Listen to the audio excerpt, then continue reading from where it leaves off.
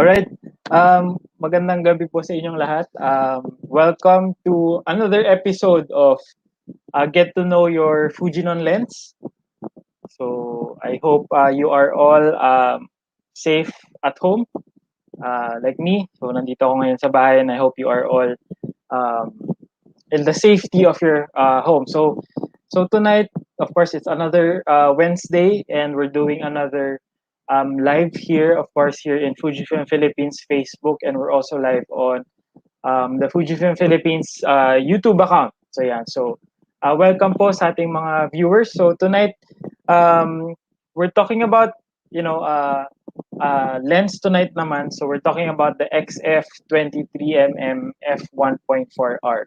So we did a live about this lens before, pero our focus was about photography. But this time naman, let's see how you can use the XF23mm 1.4 lens for your video. So I'm inviting everyone who are into videos, who are into doing web ads or content creation.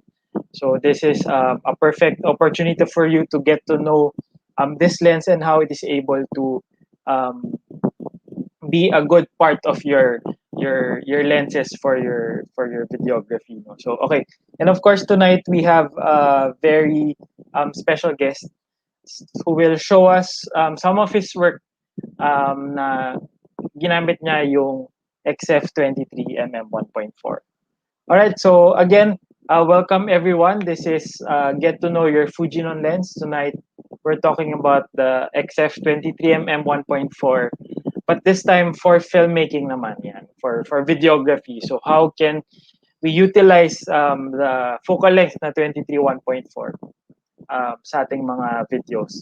So we'll do a bit of discussion, and if you have questions, please don't forget to comment your questions below. So later, we'll try to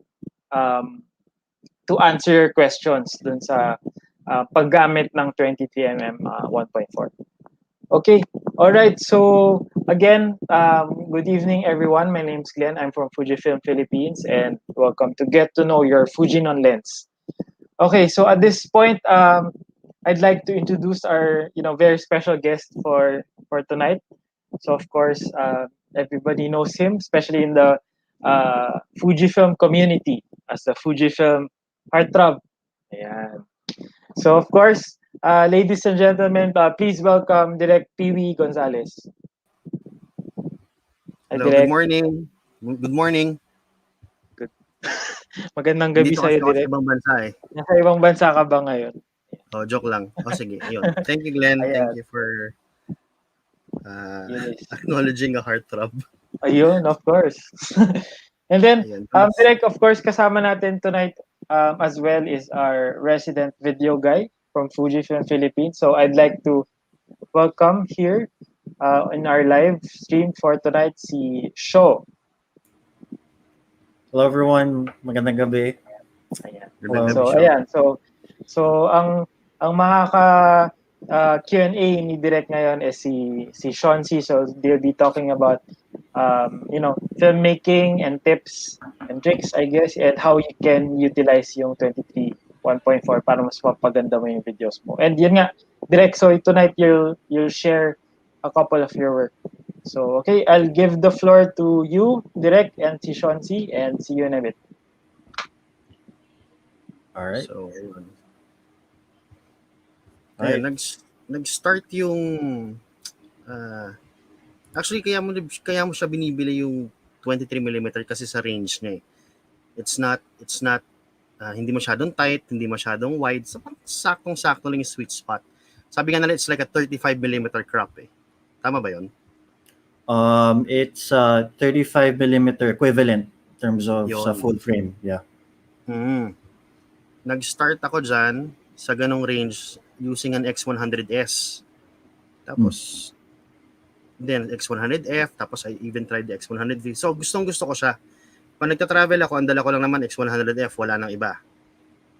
Tapos, ayun, could we show some pictures na yung range? Here. Yan. Yan. Saktong-sakto lang talaga yung range niya. Sige, scroll lang natin yan. Yan. Pinapang selfie ko rin yung 23mm yan kasi kuha rin yung mga backgrounds eh.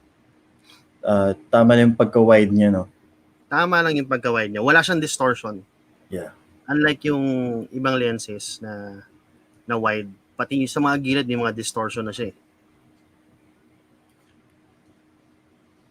Yan. And Very nice for product din. Maganda rin dyan is yung aperture niya na 1.4. So sobrang bokeh niya na. Para kang merong travel lens na it could do everything on na kayang gawin ng lahat. Agree. Tapos meron ka pang portrait. Ayan, actually portrait yan eh. Yeah. 23mm. Yan They're din. perfect wides, mediums na portraits. Perfect. Yes. Very versatile nga. Totoo yun. Hmm. Yung na-try ko na rin yung first time ko mag-try din ng lente niyan is yung F2. So nabibitin lang ako sa bokeh niya. So I tried on F1.4. Ang isa pang bumudol sa akin dyan, si Magic. Kumuha ka na bro ng 23. Pero wag ka makakalimot, bumili ka ng square hood. Na metal. So, alam ko sobrang out of stock lagi yung square hood na metal ninyo eh. So, luckily, naka-purchase ako, pati yung lente. Ayun, nagpansit kanto na ako mga 2 months. Then, very signature yung square hood look eh. Oo. Tsaka pag kinabit mo siya sa gimbal, ang ganda niya tignan. Hindi siya hubad na hubad eh. Kasi pag nilagyan ko ng, usually yung ginamit ko before sa gimbal is 16mm. Na minsan, parang sobrang wide niya for me. Yeah. So, I needed something in between ng 16 and 35. So, perfect na yung 23. Tapos pa nag-parallax pa siya, tamang-tama talaga eh. Tapos 1.4, yung bokeh niya, hindi ka mahihirapan sa mga night shots mo. So, ayun. It has enough compression, no? In terms of, hindi siya too wide, hindi siya too tight. Hindi siya wide, hindi siya malalayo yung mga subjects mo. Kaya wag tinanong nila. Portraits. Yan, lots of portraits. Using a 23mm range. Parang perfect siya for shoes, no? Shoe photography. Ay, nao. So, parang hindi ka nananapatos, ah. Hindi na, direct. It's been a long time. Totoo naman. Iba na rin kasi yung pandemic. Yeah. Very good for travel. Yun na talaga dala ko. X100F, yung range na yun. Nga lang, F2. Pero yung package yung overall, no? Pero kung nabili ko ng mas maaga yung 1.4, malamang yun yung dala ko.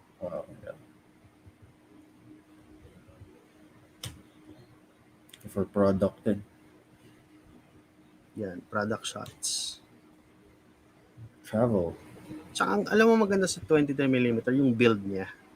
Yeah, that's true. Very robust. Mamahalin. Metallic. Metallic nga. Tsaka nice yung sa 1.4 yung focus clutch. Oo. Nakaka-pro eh. Nakaka-pro. Pwede mo siya salpakan ng ano eh. Ano yun? Turig. Pwede mo salpakan ng focus puller. Wow. Yan, di ba? Ta-travel ka, one lens. Yan na yun. All in. All in yun. Pero it's a bit of a challenge. Ang ibang travelers kasi ang dala 18 to 55 eh. So medyo ano na siya, lamang na siya doon, may close-up na siya, may ano. Ako kasi okay din yung china-challenge mo yung sarili mo for one lens lang eh. Yeah. It makes you more creative. Yeah. Tsaka you won't get the 1.4 talaga in the 18 to 55. So that's all the photos. Yes. Tapos recently, we made an ad. It's a Soviet Sea ad. Tapos Daniel Padillas in it. And we opt to, kasama ko si Direk Odi Flores. He's also using a Fuji cam. He has an XH1. And we agreed to use one lens. Kasi one take. So sabi ko, ano maganda? 16, masyadong maluwag. Masikip yung 35. Doon tayo sa 23. So we use a 23mm 1.4 all the way. In one take. So play natin yung ad. Sige. Playing. Madalas, busy ang buhay. Pero alam nyo, pwedeng isihan yan. Lalo na kung may nakadepende sa'yo. Kamusta? Oo, ship mo na yan. Thank you. Laging handa? Ano mang role sa buhay? Kamusta boss? Okay na? Thank you very much. Easy lang i-max ang effort sa lahat ng bagay. Yes, this is very exciting kaya sana ho, abangan ninyo. Thank you very much. Have a good day. Para-paraan lang yan para laging panalo.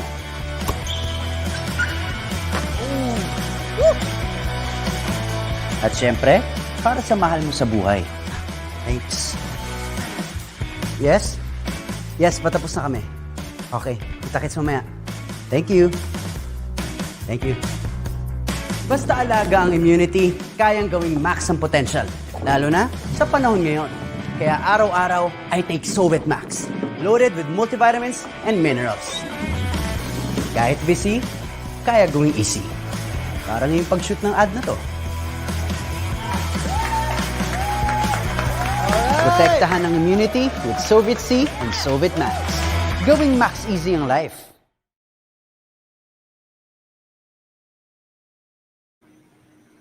So, Nice. one take.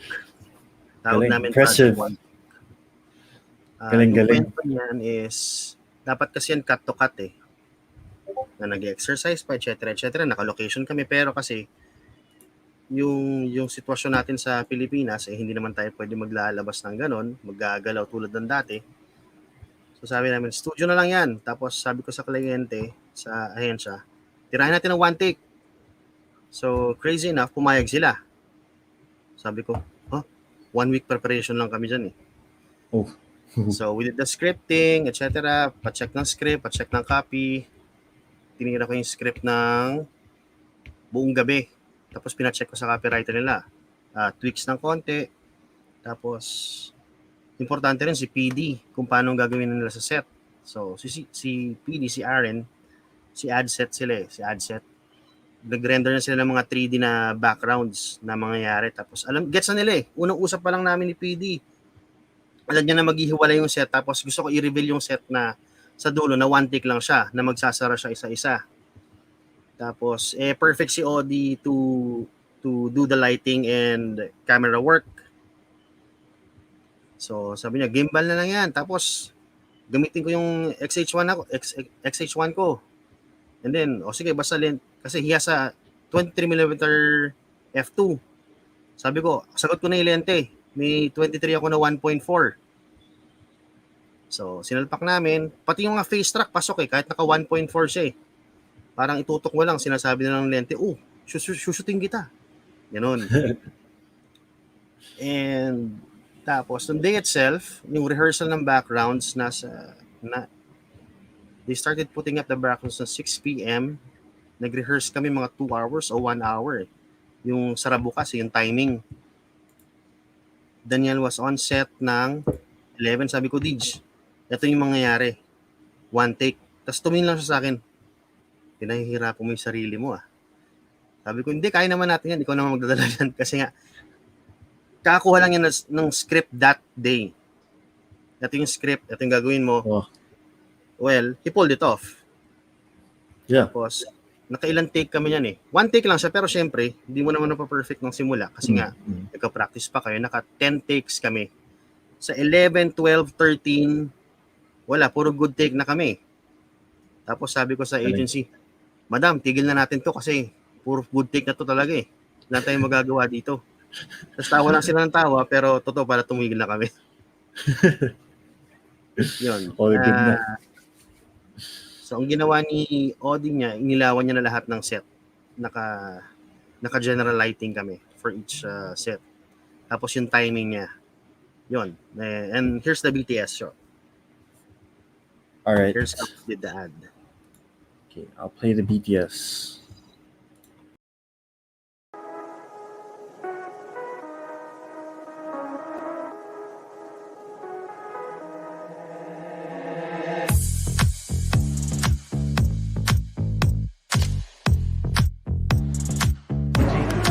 Fujifilm.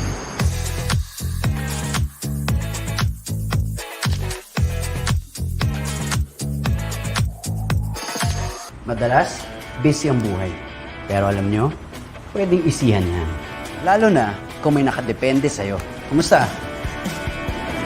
Oo, ship mo na yan. Thank you. Laging handa? Ano mang role sa buhay? Kumusta boss? Okay na? Thank you very much. Easy lang i-max ang effort sa lahat ng bagay. Yes, this is very exciting kaya sana ho, abangan ninyo. Thank you very much. Have a good day. Para-paraan lang yan para laging panalo.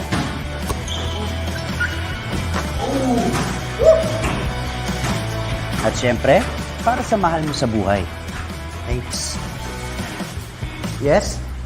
Yes, patapos na kami. Okay, kita-kits mamaya. Thank you. Thank you. Basta alaga ang immunity, kayang gawing max ang potential. Lalo na sa panahon ngayon. Kaya araw-araw, I take Sowet Max. Loaded with multivitamins and minerals. Kahit busy, kaya gawing easy. Parang yung pag-shoot ng ad na to. Protektahan ang immunity with Sowet C and Sowet Max. Gawing max easy ang life.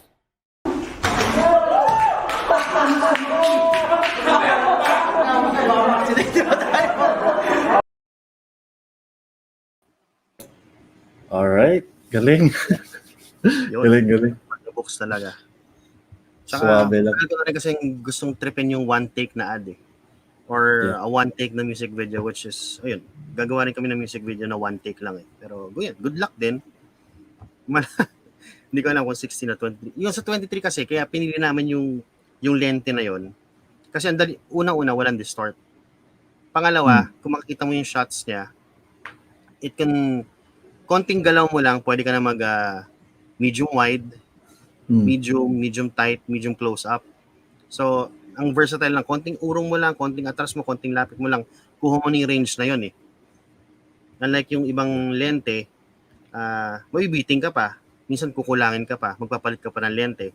Plus, yung plus pa doon ay naka 1.4 kami.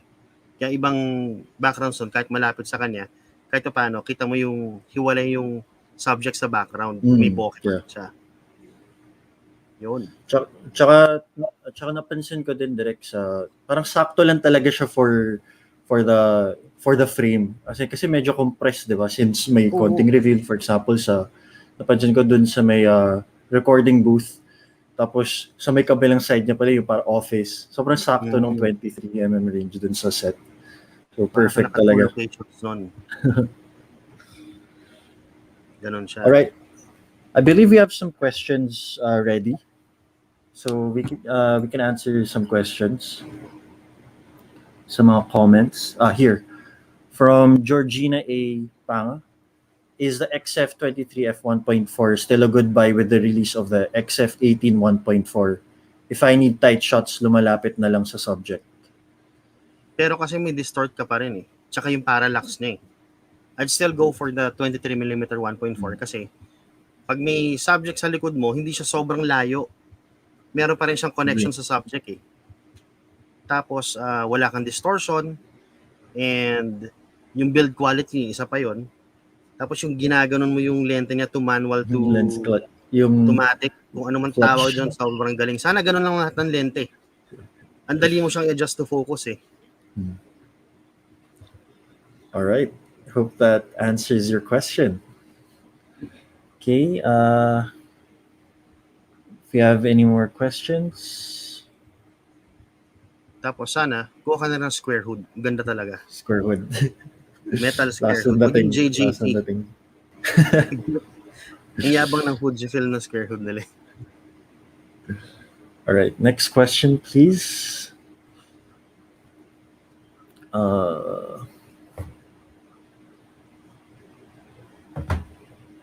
Here from Drazen Acosta. Is the focus control of the XF23mm F1.4 mechanical or electronic? So for the focus, it's electronic, pero it has this mechanical feel kasi nga because of the focus clutch. So unlike most XF lenses, andun pa din yung makikita mo yung parang metrics niya when you pull the focus clutch. Andun yung distances ng focusing, ganun. So it has this mechanical feel sa focus clutch niya. So unique siya in a few XF lenses like sa 16 and yung 14mm na lenses. Those three, I believe, have yung manual clutch. Sana nga 35 gumawa din ng ganun. Oh, Gusto ko yung, 35. anong tawag doon? Manual clutch? Yeah. Focus clutch? Ang ganda nun. Focus clutch, yeah. So, all right. Next question. Here from Migs Gomez. Kamusta yung chromatic aberration niya at flares on video? Flares on video, kasi nag-filter din naman ako. Meron at meron pa rin. Pero, syempre, yung workaround mo nun is kung paano mo siya gagamitin creatively. Yung chromatic aberration, meron din. Hindi naman nawawala yun eh. Most lenses meron at meron pa rin. At unless you're using a different kind of camera with a anamorphic lens siguro or a cinema lens. Pero sobrang konting-konti lang niya eh. It's still workable. And depending on your target audience, mananalo ka pa rin. And I believe minsan it gives this, yung attitude sa image, especially if sa video. Dami ko napapansin mga films ngayon, hindi nila masyadong linilinis yung chromatic aberration sa mga films these days. So it has this attitude, kumbaga. Tsaka nakikita mo siyang usually pag kinlose up mo na or siguro pag nilakihan mo na yung digital ano mo eh. Yeah. Pag binlow up mo siya talaga sa maximum niya, doon mo siya makikita sa mga dahon, mga ganon-ganon. Pero ang weird nga rin ng panahon ngayon kasi nga, sometimes mas gusto natin yung madumi na madumi na feel na meron, gumagamit pa nga tayo ng mga Betacam, VHS, FX, etc. Yeah. People are even asking, si Shaira Luna is also a Fuji user. Shai, ba't ang kakaiba yung mga gamit mong mga lente? Kasi siya, hindi, madumi lang yan, which is true, madumi lang yung lente niya. Pero kasi, kung anong available mong tools, you could use it creatively. Yeah. Nasa iyo na yan eh.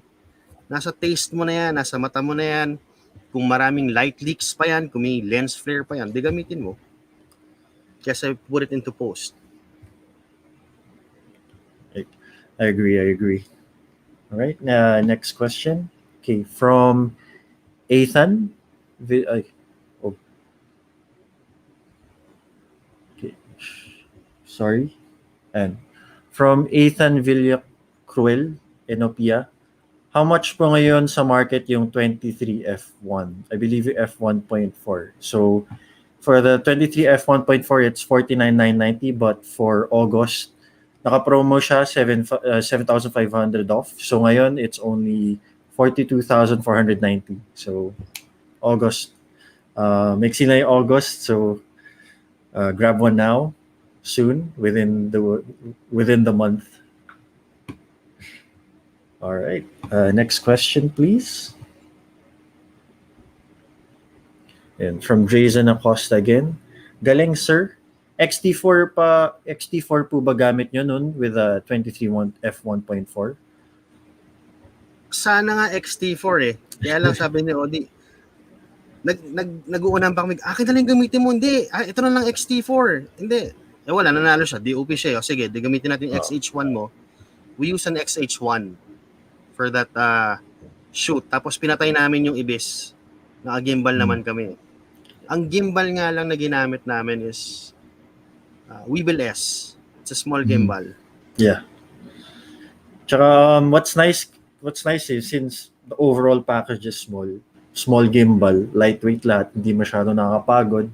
And usually pag mabigat na yung mga kits mo, 'di ba? Usually kailangan mo na yung mas malaking gimbal which are more expensive. So what's nice with the 23 f1.4 combo, minimal setup lang talaga since Minimal it's a small setup. and compact. It's a small and compact lens talaga. So saves weight, saves money. Very nice. Yeah, shoot more, shoot less. Yeah. Shoot less, ano yun? Ano yung tagline yan? Less is more actually eh. Less is more. Pag ganun Less eh, is hindi more. ka mapapagod, etc. etc. Ganun din mo naman ibabayad sa'yo. Kasi nag-usap na kayo bago nila makita yung gamit. Tapos naka-square hood pa eh. Oh, professional look. Actually, dinagdagan nila ng mga 10,000 nung nakita na, uy, naka-square hood, 10,000 na to. Tapos chinek na yung square hood. Fujifilm, man. Oh, plus 5K na yan. So, square hood lang, kikita kayo ng mga plus 15K. Nice. Yun. From direct. Bola. Okay, next question, please. Do we have any more questions? Here, from Justin Carlo.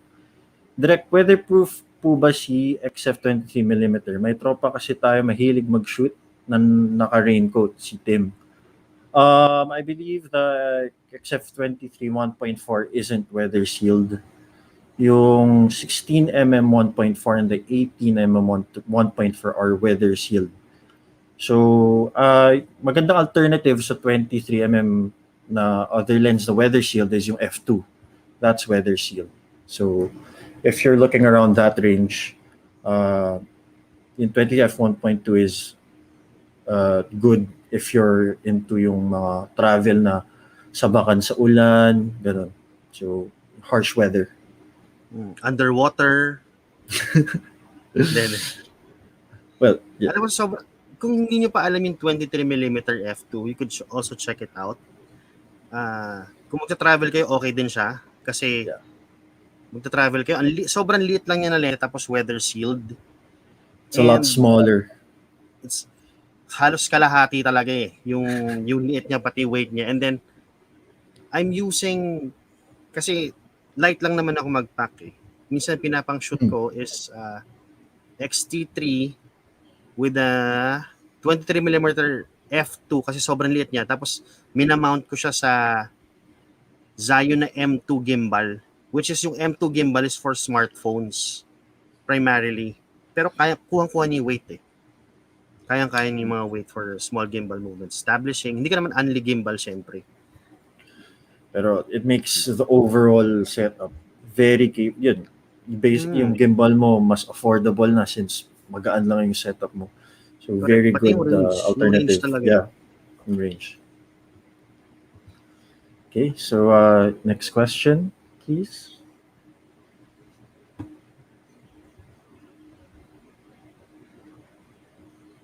Okay. Here from Glenn Gatchalian. Direct, may image stabilizer po ba si 23mm? The 23mm 1.4 does not have OIS.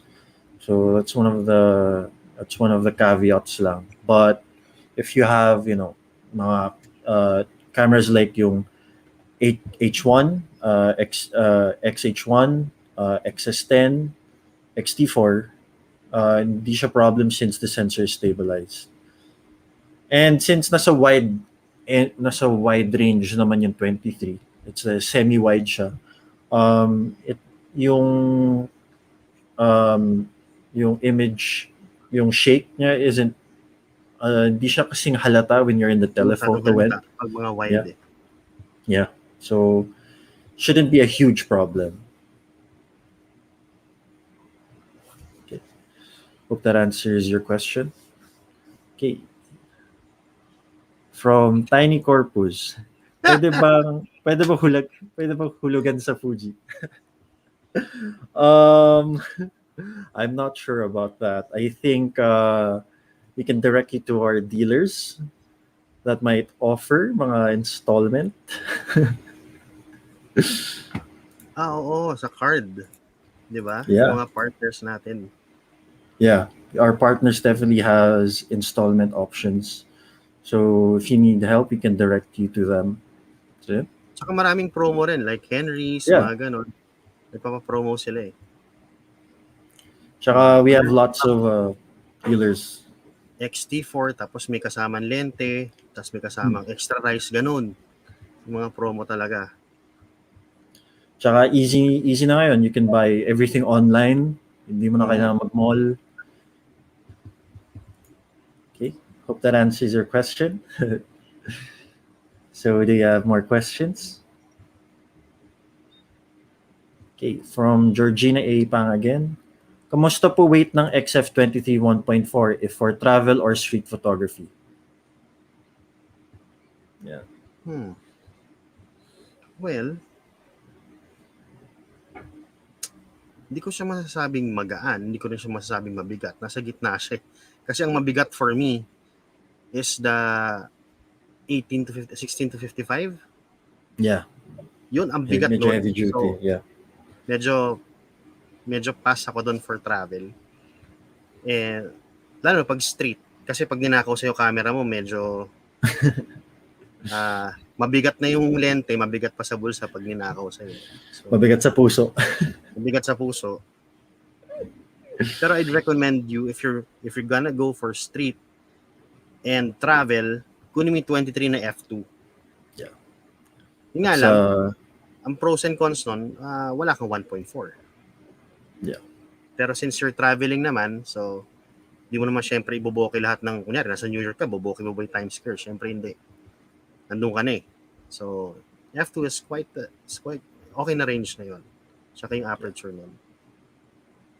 Very plenty na. Tsaka very light. Actually, they're both light in a way. Pero if you're really looking for yung ultra lightweight, yung F2. But again, if you're looking for the 1.4, if you really want yung bokeh na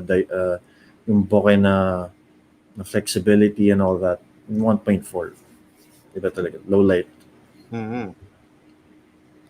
Plus, may si F2 weather sealed. So, mag-travel ka sa may snowman yan, goods ka dyan.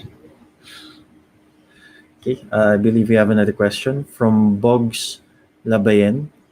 I see may mga firmware updates na din ang mga lens. Ano nagagawa nun at ano tulong niya sa buhay? Okay, so firmware update usually they fix bugs or usually they update yung algorithm ng camera to according sa, for example, may bagong body.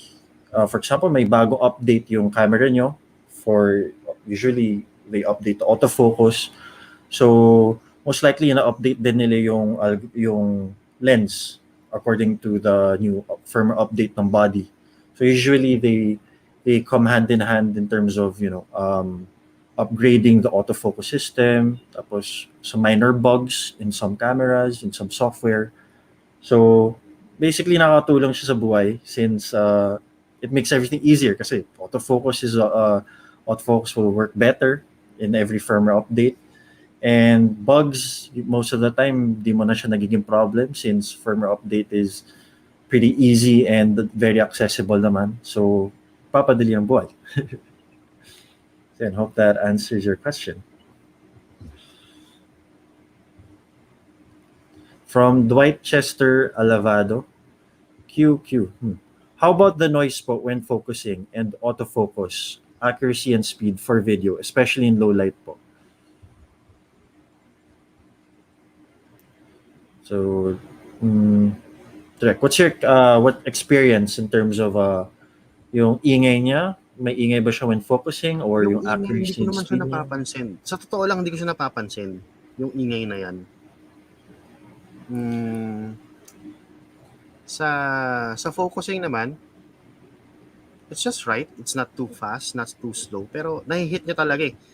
Ganyan si Fuji kasi may face track. Sa akin kasi sa video face track ako eh.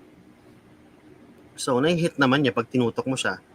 When in terms naman sa photos, nahihit niya rin naman yung focus niya. Hindi naman siya nagba-back focus unlike other lenses. Na kahit anong pindot mo, minsan kahit nag-burst ka pa, may isa doon na hindi nagfo-focus, siya nafo-focus naman siya lahat. Plus, madali Tsaka rin siya yung- mag-shift to manual eh. Yeah, yun din. You mentioned din the whole video autofocus, yung the ad Face track kami the whole autofocus time. face track. So yun, I think that's a sample how accurate it is since naka-gimbal siya and moving constantly yung subject. well, that's a good example of how accurate yung paired together. Plus, ang So, gamit pa namin, XH1. If you were using an XH1. XT4, just go. Yeah, Iniisip a mo lot pa lang. faster. Kuha na.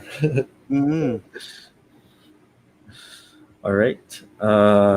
Do we have any more questions?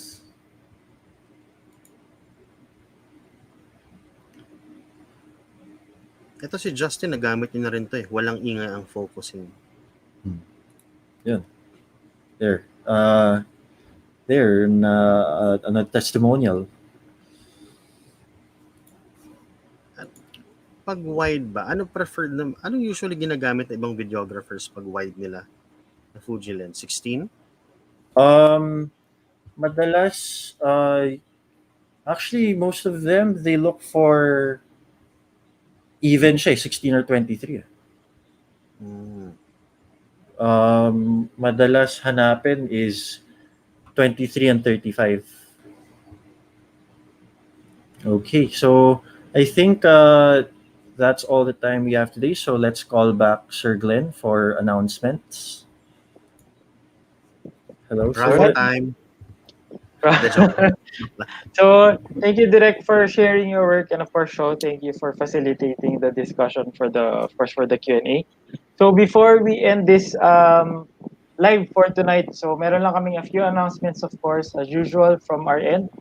So let's flash this one on screen, please.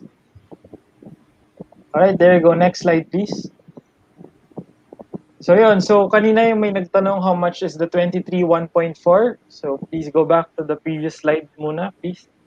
There you go. So kanina yung nagtanong how much is the 23mm 1.4. So it's currently on sale for the month of August. So it's currently at 7,500 discount. So it's a very substantial discount. So I suggest you go to our dealers na to buy the 23 1.4. It's now at 42,490. Yeah. Okay. And the next one, pwede nyo ring i-check out the other promos ngayong month. So marami kaming mga naka-promo camera bodies and even other lenses as well. So if you are on the lookout for new camera gear, new Fujifilm gear, gusto nyo mag-upgrade na. So this is your chance. You have until the end of August. All right, next one. So ngayon we understand nga na some cities are still under lockdown. So tayo sa Metro Manila medyo under strict MECQ pa, and of course we understand as well na hindi pa lahat willing magpunta sa mall. So of course pwede nyong bilhin yung lenses, pwede kayong i-avail of the current promotion, August promotion, through the online shops ng dealers namin. So available yan in different platforms. So check out nyo lang yung experience Fujifilm x.com/en-ph/shop. Tapos merong tab doon for online shops. So nandun lahat ng links sa Lazada, sa Shopee, sa websites ng mga authorized dealers namin. And again, I can't stress this enough. So please buy only your Fujifilm lens, the 23 1.4 sa aming mga official dealers para get the official support from Fujifilm Philippines service, of course. So yun, like as I said, I'd like also to ask you to check out, pwede rin kayong bumili, yung add to cart sa aming Fujifilm flagship store, of course, only in Lazada. So of course, you can also avail of the current promotion of the 23mm 1.4. All right, next. All right, so I guess we're now towards the end of our live. So direct any message sa ating mga viewers before we end. So ingat kayo, huwag nyo kalimutan yung vitamins nyo, tsaka magpabakuna kayo. Sa mga, totoo naman yun. Well, thank you for streaming with us. And sa mga recent na gumagamit ng mga camera nyo, kasi dami ko nakita nagbebenta ng camera sila, wag nyo muna siyang bitawan. You could make money out from it. Kasi nung nag-start yung pandemya, syempre wala yung mga shoot, hindi natin alam kung paano tayo mag-shoot. So, nag-post ako sa Facebook na, sige, yung mga products, since yung ibang tao natutong magluto, natutong mag-bake, sige, try natin to. Mag-bake kayo, magluto kayo, tapos ako nang bahala sa photos nyo. So, ano nangyari? Your shoot at home using your own camera, it pays the bills. It gets you, buhay ka ng 1 buwan, 2 buwan. Yung use your camera. You have many ways of creatively using it. Tapos pangalawa is yun, hindi natin alam kung hanggang kailan tayo makakalabas. Malamang namimiss na rin ng mga travel photographers mag-travel, namimiss na ng mga ibang directors or staff and crew na mag-shoot ng mga big shoots with lots of people, pero darating din tayo dyan. Just ingat lang. Tapos, yun nga. That's all. Alright. So that's very well said, Direk. So thank you for being with us tonight, Direk. And sa lahat po ng nanonood, thank you as well for hanging out with us. So I hope you guys check out and purchase the 23mm 1.4 habang nakasale pa siya. So that's until the last day of August 31. So maraming salamat po. Keep safe, everyone. Good night. Good night. Good night, everyone. Bye-bye. Good night. Bye-bye.